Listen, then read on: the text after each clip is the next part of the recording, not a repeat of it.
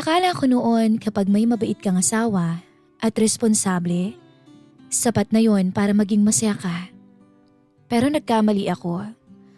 Dahil kahit gaano pala kabuti ang iyong asawa, kung ang tukso ay biglang lumapit, magagawa mo pa rin siyang lokohin. Dahil sa isang simpleng pagkakakilala namin ng isang rider, unti-unting nasira ang pamilyang ilang taon naming binuo. At ang pinakamasakit, habang ginagawa ng asawa ko ang lahat para mapasaya kami ng mga anak namin, ako naman ay palihim na naghahanap ng init at saya sa piling ng ibang lalaki. Dear Miss Kay, magandang araw po sa inyong lahat.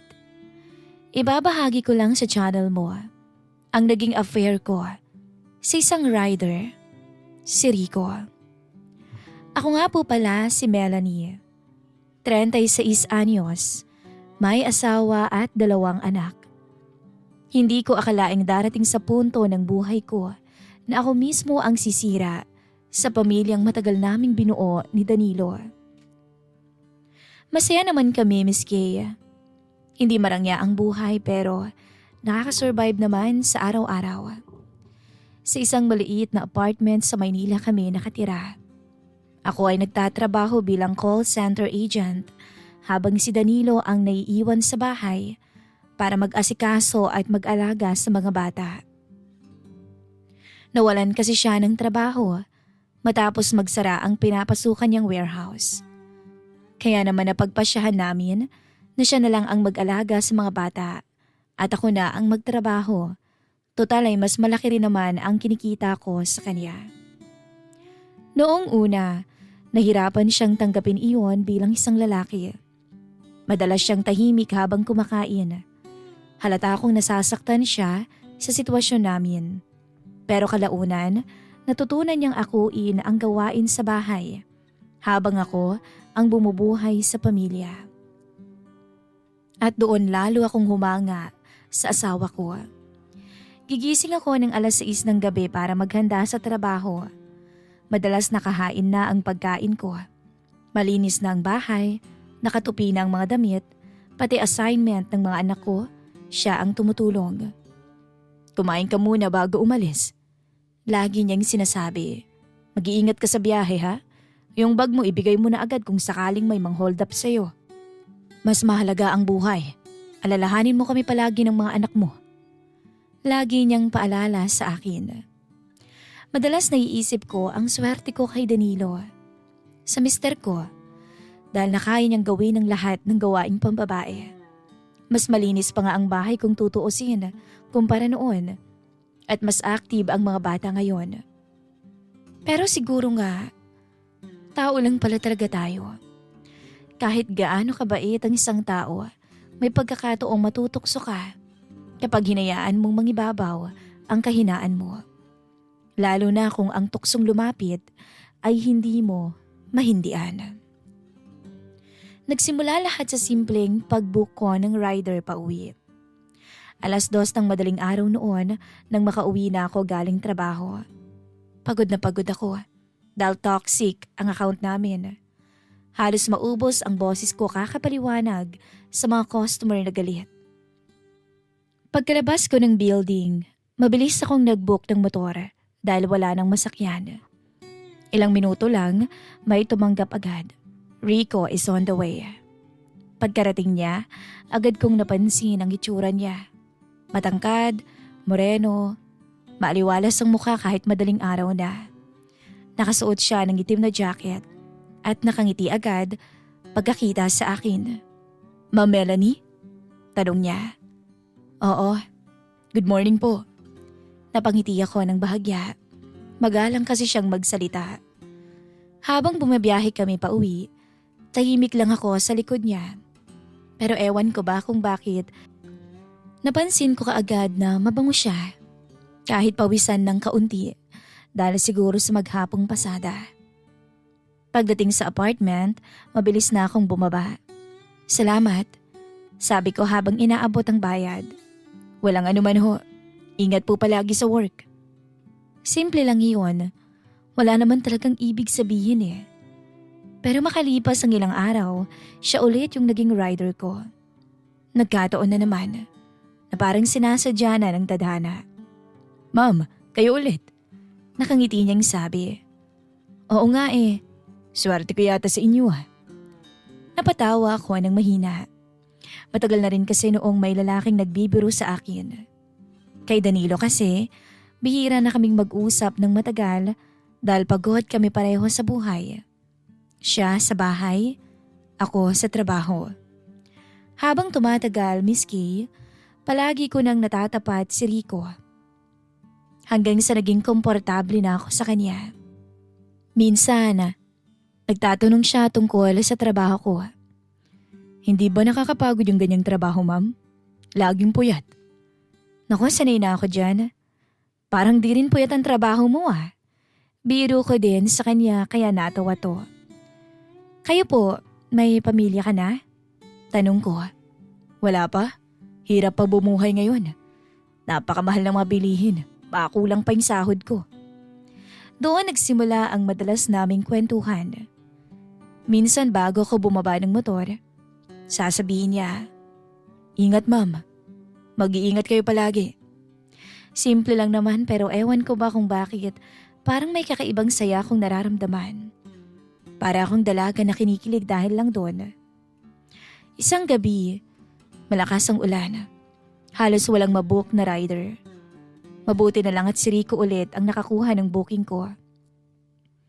Pagkasakay ko sa likod niya, ramdam ko ang lamig ng hangin. "Nabasa kayo, ma'am?" Sabi niya. "Hindi, ayos lang." Nung malapit na kami sa apartment, hindi tumila ang ulan.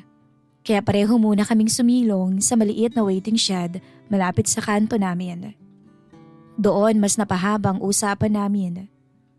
"Taga saan ho pala kayo?" Tanong niya. "Batangas? Ikaw?" "Laguna." Hanggang sa napunta sa personal na buhay ang usapan. "May asawa na po kayo?" Tanong niya. "Oo, meron na. 2 na rin ang anak ko." Tahimik siya sandali bago ngumiti. "Mukha kayong mabait na mami ah. Pero mukha kayong dalaga pa. Akala ko talaga dalaga ka pa." Hindi ko alam kung bakit kinilig ako sa sinabi niyang iyon. Pagka-uwi ko ng bahay, nadatnan ko ang asawa ko na gising pa. Nakaupo sa may sahig habang nagtutupi ng mga damit ng mga bata. "Oh, ba't gising ka pa? Anong oras na?" "Tinatapos ko lang to. Tsaka nakatulog na ako kanina, nagising lang ako." "Eh bakit ang tagal mo?" Tanong niya. Alam mo naman pag maulan, mahirap ang biyahe. Tumayo siya agad at kumuha ng tuwalya. "Magpalit ka na muna para di ka magkasakit." Habang pinapanood ko siyang asikasuhin ako, bigla akong nakaramdam ng guilt. Wala pa naman akong ginagawa noon. Pero parang alam kong may mali na agad sa nararamdaman ko. Lumipas pa ang ilang linggo. Isang gabi, pagdating niya sa akin, nagtanong si Rico. "Ma'am Melanie, pwede bang mahingi yung Facebook mo?" Natigilan ako. Para saan?" "Wala lang. Masaya lang akong nakakausap ka. Tsaka bilang kaibigan. Magkaibigan naman na tayo, hindi ba?" Dapat tumanggi ako noon. Pero hindi ko ginawa. Hindi ko alam kung dala lang ba ng pagod, lungkot, o dahil matagal na akong hindi nakakaramdam ng excitement sa buhay ko. Binigay ko yung Facebook ko. At noong gabing iyon, habang tulog si Danilo katabi ko, nag-vibrate ang cellphone ko. "Thank you sa pag-accept." Simple lang naman ang mensahe. Pero yun pala ang magiging simula ng pagkakamali ko. Habang nakahiga ako sa tabi ng asawa kong mahimbing nang natutulog matapos ang maghapong pag-aasikaso sa bahay at sa mga anak namin, palihim akong nakangiti sa cellphone ko. At doon ko unang naramdaman na unti-unti na akong lumalayo kay Danilo. Hindi dahil masamang asawa siya, kundi dahil hinayaan kong manaig ang pananabik ko sa isang bagay na bawal. Sa totoo lang, habang kinukwento ko ito ngayon, hindi ko maiwasang mapailing sa mga naging desisyon ko. Dahil matapos kong ibigay ang Facebook ko kay Rico, doon na nagsimulang mag-iba ang lahat. Nung una, simpleng kumustahan lang naman. Pauwi na po kayo. Kain na kayo ah. Ingat sa biyahe. Mga ordinaryong mensahe na wala namang mali siya. Pero habang tumatagal, mas sumahabang usapan namin. Minsan kahit nasa trabaho ako, hinihintay ko talagang tumunog ang phone ko. At kapag siya ang nag-chat, hindi ko mapigilang hindi mapangiti. Ang ganda mo pala lalo pag tinititigan ka. Minsan niyang sabi matapos kong mag-upload ng selfie sa Facebook ko. Bola. Natatawa kong reply. Hindi ah, totoo yun. Simple lang na usapan pero matagal na rin kasi. Simula nang may lalaking nagbigay sa akin ng ganoong klaseng atensyon. Kung dati, Miss Kay, hindi ako active sa pag-post sa social media ng mga selfie ko. Ngayon, always na akong nagpo-post, pati na rin sa pagma-my day, para lang makita niya. Si Danilo, sobra kasi siyang naging abala na sa bahay at mga bata. Hindi na kami madalas maglambingan. Pagka-uwi ko, tulog na siya. Pagod sa maghapong paglilinis ng bahay at paglalaba. Naiintindihan ko naman. Pero doon naman ako unti-unting naging marupok. Tuwing break ko sa trabaho, si Rico na ang kausap ko. Miss na kita. Minsan niyang chat. Napangiti ako noon. Baliw. Kahit saglit lang gusto kitang makita. Hindi ko dapat kinakatuwa yon. Pero mali. Hanggang sa dumating sa puntong, hindi na nga ako nagbubook ng rider pa uwi. Dahil si Rico na mismo ang sumusundo sa akin gabi-gabi. Gamit yung motor niya. Hintayin kita sa labas ha. Lagi niyang sinasabi. At kapag nakikita ko siyang nakasandal sa motor habang hinihintay ako, ewan ko ba? Para akong bumabata. Para akong teenager. Parang dalaga. Habang bumabiyahe kami, minsan hinahawakan ko ng balikat niya. Minsan naman kapag malubak ang daan, napapahigpit ang yakap ko sa bewang niya. At ramdam kong gustong gusto niya yon. Parang ayoko nang ihatid ka minsan eh. Biro niya isang gabi. Bakit naman? Kasi pagdating mo sa bahay ninyo, di mo na ako naaalala. Natahimik ako. At kahit alam kong mali, kinilig pa rin ako sa banat niya. Kinaumagahan, nagising ako na si Danilo nasa kusina habang nag-aalmusal o nagluluto ng almusal para sa mga bata. Oh, gising ka na pala. Kumain ka na muna. Nakangiti niyang sabi. Bigla akong nakaramdam ng guilt. Habang ang asawa ko todo asikaso sa pamilya namin, ako naman palihim na kinikilig sa ibang lalaki. Pero sa halip na umiwas, lalo pa akong nalunod, Miss Kay. Lumipas ang ilang linggo. Halos araw-araw na kaming magka-chat ni Rico. Minsan pati mga sweet na tawagan meron na. Baby, kumain ka na ba? Magpahinga ka ha. At kahit nasa trabaho ako, palagi kong hawak ang cellphone ko para lang makausap siya.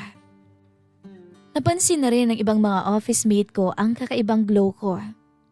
Uy, parang blooming na blooming ka yata ngayon ah. Tukso nila. Hindi ah. Sus, mukhang kumukota gabi-gabi ang asawa mo ah. Napailing lang ako pero sa loob-loob ko, alam kong hindi tungkol sa asawa ko ito. Alam kong ang ngiti ko ay hindi dahil kay Danilo. Isang gabi ng Biyernes, sobrang lakas ng ulan. Baha ng mga kalsada sa Maynila. Marami ring empleyado ang na-stranded sa office. Nasa lobby na ako noon habang ka-chat si Rico. Susunduin na kita ha, chat niya. Baka naman mahirapan ka. Kahit baha pa yan, kayang-kaya ko. Makalipas lamang ang isang oras, dumating siya. Basang-basa at halatang nilamig. Pagkakita ko pa lang sa kanya, agad akong ngumiti. Baliw ka talaga. Sabi ko naman sa'yo, huwag ka nang pumunta eh. Para sa'yo, pupuntahan kita. Kahit gaano pa, kalawak ang baha. Habang nasa motor kami, lalo pang ang lumakas ang ulan. Hanggang sa halos wala nang ang madaanan. Tigil muna tayo, sabi niya. Pumasok kami sa ilalim ng gasolinahan pero hindi pa rin tumitigil ang ulan. Tinawagan ko muna si Danilo. Hello? Han, baka di muna ako makauwi agad ah. Ang lala ng baha eh. Ano? O sige, mag-iingat ka ha. Huwag ka na munang bumiyahe kung delikado. Okay, sige. May payong ka bang dala? Oo, meron. Kumain ka na ba? Oo. Ganon si Danilo. Kahit kailan, hindi niya ako nagawang pagdudahan. Pagkababa ko ng tawag, tahimik lang si Rico habang nakatingin sa akin. Mukhang mabait ang asawa mo, sabi niya. Hindi ako nakasagot. Maya-maya nagsalita siya ulit. Pero, mas mabait siguro ako. Natawa na lamang ako at parang may kung anong kumabog sa dibdib ko. Hanggang sa napating siya sa akin ng diretsyo. At sa unang pagkakataon, hinawakan niya ang kamay ko. Hindi ako umiwas.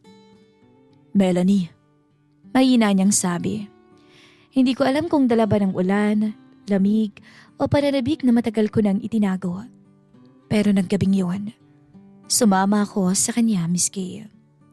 Nag-check-in kami sa isang maliit na hotel malapit sa area.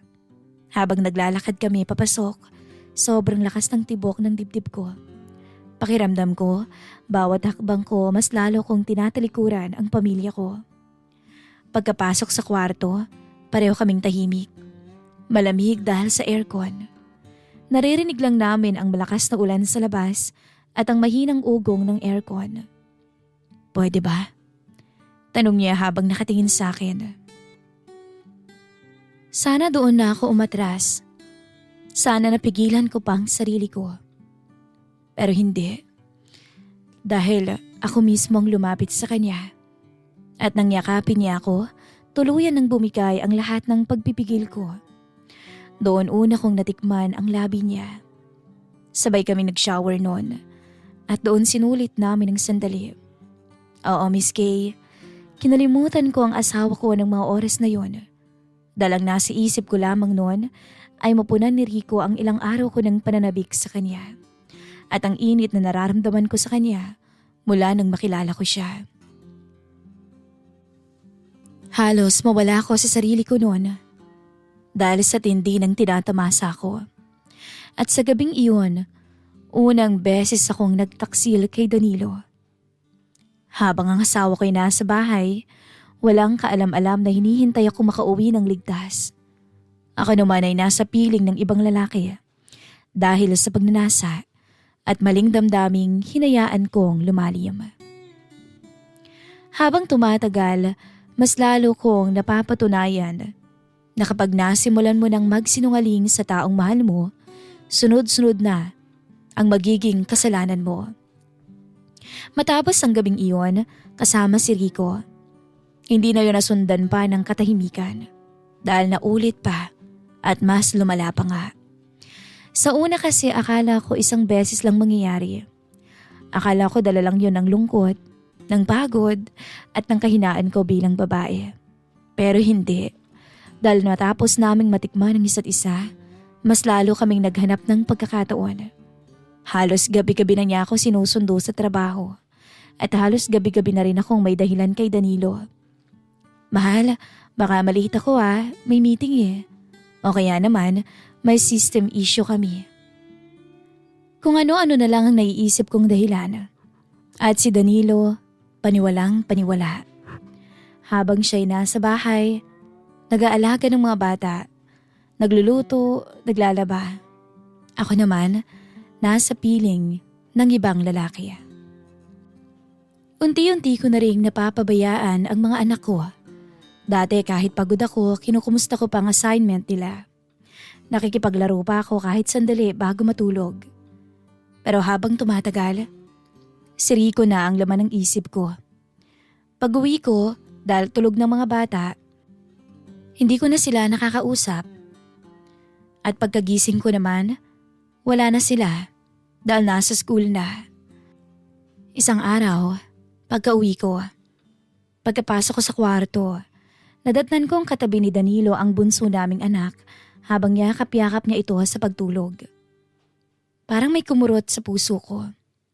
Parang may kurot akong naramdaman sa dibdib ko nung nakita ko sila.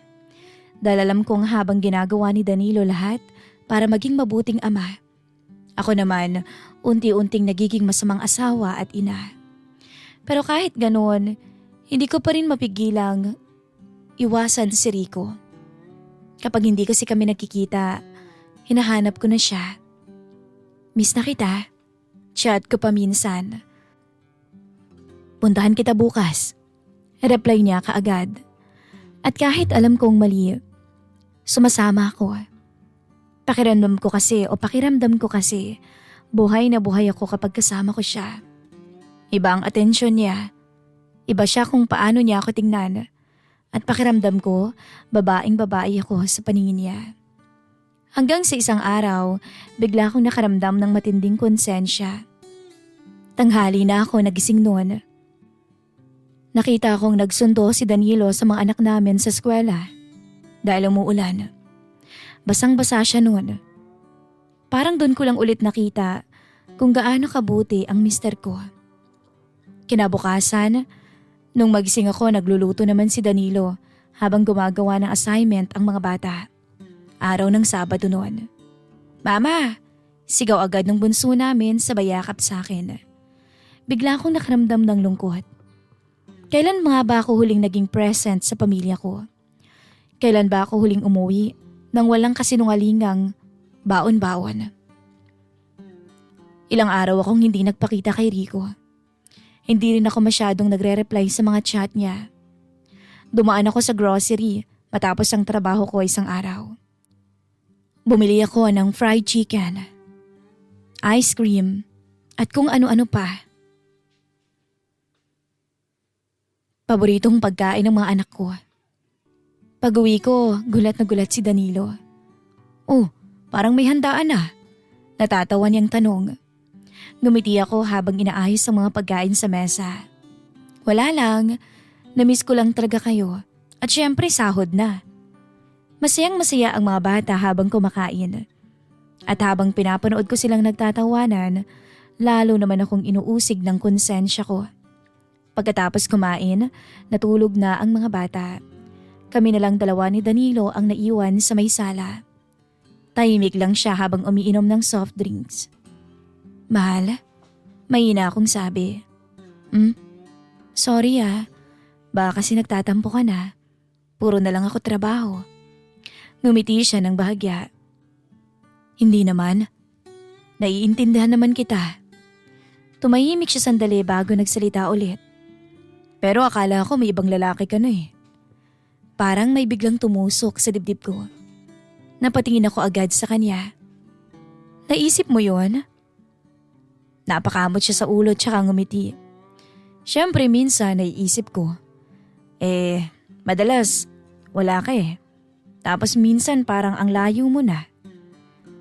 Wala siyang kaalam-alam. Natama pala ang kutob niya. At doon ako mas sasaktan. Dahil ramdam pala niya, magaling lang talaga akong magsinungaling. Pero kahit na ganoon, hindi siya nagalit. Hindi niya ako kinumpronta dahil sa nararamdaman niya. Tahimik lang siya at hindi siya nakikipag-away sa akin. Iniintindi niya pa rin ako. Ngumiti siya sa akin. Pero kilala kita. Alam ko namang hindi mo gagawin yun. Sus naman. Pilit kong biro kahit naiiyak na ako. Iisipin ko pa bang manlalaki? Ang swerte-swerte ko na nga sa'yo eh. Ngumiti siya, tsaka hinawakan ng kamay ko. At swerte rin ako sa'yo. Halos hindi ko kayang tingnan siya nung mga oras na yun, Miss Kay.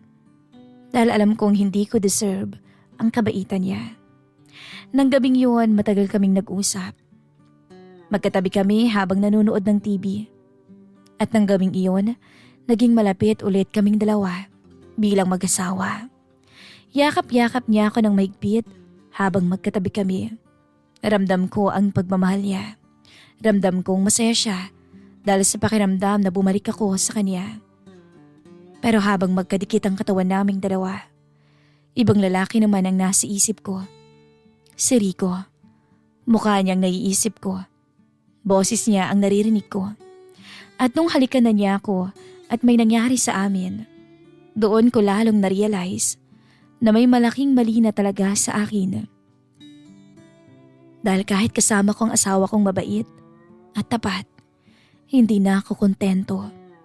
Na parang may hinahanap na ang katawan ko na hindi na maibigay sa akin ni Danilo. At yun ay si Rico. At nakakatakot aminin yun bilang asawa. Dahil habang nakapikit ako sa tabi ng lalaking buong pusong nagmamahal sa akin, ang hinahanap-hanap naman ng isip at katawan ko ay ang rider na sumira sa katahimikan ng buhay ko. Ilang araw matapos naming muling maging maayos ni Danilo, medyo umiwas ako kay Rico. Pero hindi ko kinaya. Dahil bumalik na naman ako sa kanya. Isang gabi nga, nag-chat siya habang nasa work ako. Birthday ko ngayon. Napangiti ako habang nakatingin sa cellphone. Happy birthday. Punta ka naman mamaya. Hindi agad ako nag-reply. Pero maya-maya sumunod ulit ang chat niya. Please, kahit saglit lang. At tulad ng mga naunang beses, nagpatalo na naman ako, Miss Kay. Bago matapos ang shift ko, nag-text ako kay Danilo. Mahal, baka malate ako overtime. Mabilis naman ang reply niya. Sige lang, mag-iingat ka, huwag kang magpapagutom. Napapikit ako sandali matapos mabasa iyon. Kahit kailan talaga, hindi naging masamang asawa si Danilo. Pero heto ako, paulit-ulit ko pa rin siyang niloloko.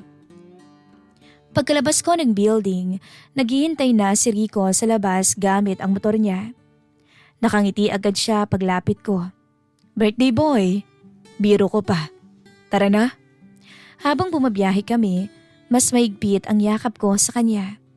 Hindi ko alam kung dahil ba sa nananabik ako o dahil unti-unti ko nang tinatanggap na nahuhulog na talaga ako sa maling tao. Hindi kami nag-hotel ng gabing iyon. Sa apartment niya ako dinala. At doon ko nakita kung gaano kasimple ang buhay niya. Kung maliit na ang apartment naming pamilya, mas maliit pa ang kanya. May maliit lamang na electric fan, lumang mesa at manipis na kutsyon sa may sahig. May ilang bote ng soft drinks at pansit sa lamesa bilang handa niya sa birthday niya. Pasensya ka na, ito lang meron ako. Nahihiya niyang sabi. Ngumiti naman ako. Ano ka ba? Ayos lang. Tahimik kaming kumain habang nagkukwentuhan. At sa totoo lang, masaya ako ng mga oras na yon. Simpleng, gabi lang yun. Pero pakiramdam ko napaka-espesyal dahil kasama ko siya. Maya-maya tumabi siya sa akin. Salamat kasi pumunta ka. Tanga, natatawa ko pang sabi. Hinawakan niyang kamay ko at saka ako tinitigan. Alam mo bang mahal na yata kita? Biglang bumilis ang tibok ng dibdib ko. Hindi ako agad nakasagot. Dahil kahit alam kong mali, gustong gusto kong marinig yun mula sa kanya. At nang gabing iyon, muli na naman kaming nagkasala.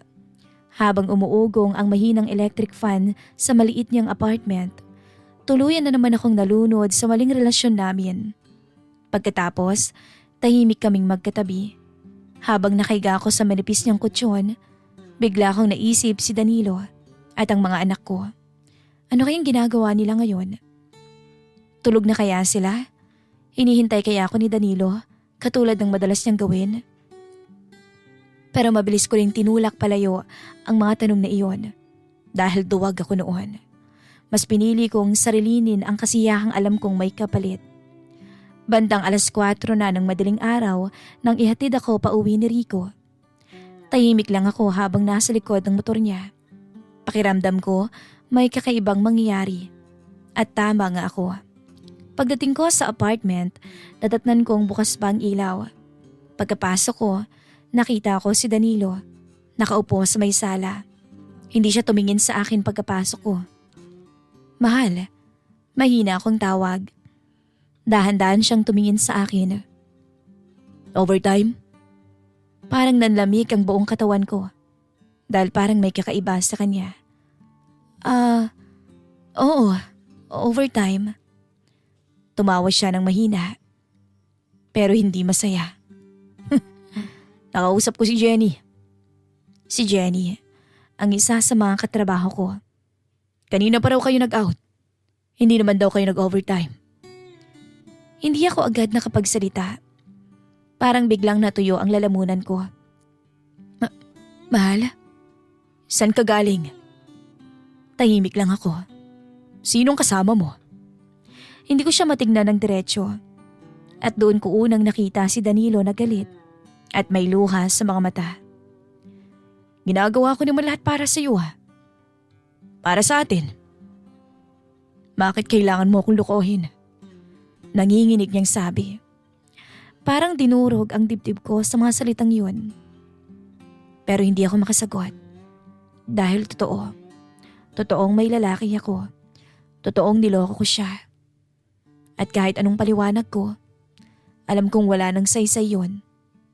Nang gabing yun, unang beses kaming nag-away ng ganun katindi. Tahimik lang ang mga bata sa kwarto habang naririnig siguro nila kami. At habang umiiyak si Danilo, doon ko lang na-realize, Miss Kay, kung gaano kalaki ang sugat na ginawa ko sa pamilya namin at sa asawa ko. Lumipas ang mga buwan, hindi naging maayos ang relasyon naming mag-asawa. Tahimik na si Danilo. Malayo na ang loob niya sa akin. Nakikita pa rin naman kami paminsan-minsan ni Rico. Hanggang isang umaga, bigla akong nahilo habang nasa trabaho. Nag-test ako kaagad. At doon ko nga nakita, buntis ako. Nanginginig ang kamay ko habang hawak ang pregnancy test. Doon ko lang biglang naalala na hindi kami gumagamit ng anumang proteksyon ni Rico. Samantalang kami ni Danilo, hindi kami basta-basta nagdiniig ng walang kahit na anong gamit. Dahil sa nag-iingat kami na hindi ako mabuntis. Ayoko namang mag-pills dahil hilo ang epekto sa akin. Bigla akong kinabahan noon. Nang malaman yun ni Danilo, doon na siya tuluyang nanahimik. Hindi niya ako sinigawan, hindi na siya nagalit, at mas masakit pala yun. Parang nawalan na siya ng lakas para lumaban pa sa akin. At isang gabi nga, pag-uwi ko galing trabaho, madilim yung apartment, akala ko tulog lang sila. Pero pagpasok ko, Miss Kay, wala si Danilo. Wala ang mga gamit nila, pati gamit ng mga bata. Doon ako kinabahan. Tinawagan ko siya ng paulit-ulit. Pero hindi siya sumasagot. Hanggang kinaumagahan, may natanggap akong chat mula sa kanya. Mahal kita. Pero hindi ko na matatanggap ang paulit-ulit mong panluloko sa amin ng mga anak mo. Umuwi muna kami ng probinsya. Diyan ka na muna. Tuluyan akong napaupo habang umiiyak. Napakatahimik ng buong apartment. Walang ingay ng mga anak ko. Wala ang asawa kong naghahanda ng pagkain. At doon ko tuluyang na-realize, Miss Kay, sa kagustuhan kong habulin ng bawal na saya, nawala sa akin ang pamilyang totoong nagmamahal sa akin. At ngayon, hindi ko alam kung paano magsisimulang buuin ulit ang buhay na ako mismo ang sumira. Ito ang kwento ng pagkasira ko, Miss Kay. Ikinuwento ko lamang ito hindi para ipagmalaki, hindi para tularan, kundi para kapulutan ng aral ng mga katulad kong babae na mabilis matukso. Huwag niyong gayahin ang nangyari sa akin dahil hanggang ngayon, mag-isa lang ako sa apartment habang hinihintay kung kailan ako uuwian ng asawa at mga anak ko. Maraming salamat po, Miss Kay. Dahil malaking tulong ang programa ninyo para mailabas ko ang bigat ng nararamdaman ko. Hanggang dito na lamang po ang kwento ng aking buhay. Nagmamahal, Melanie.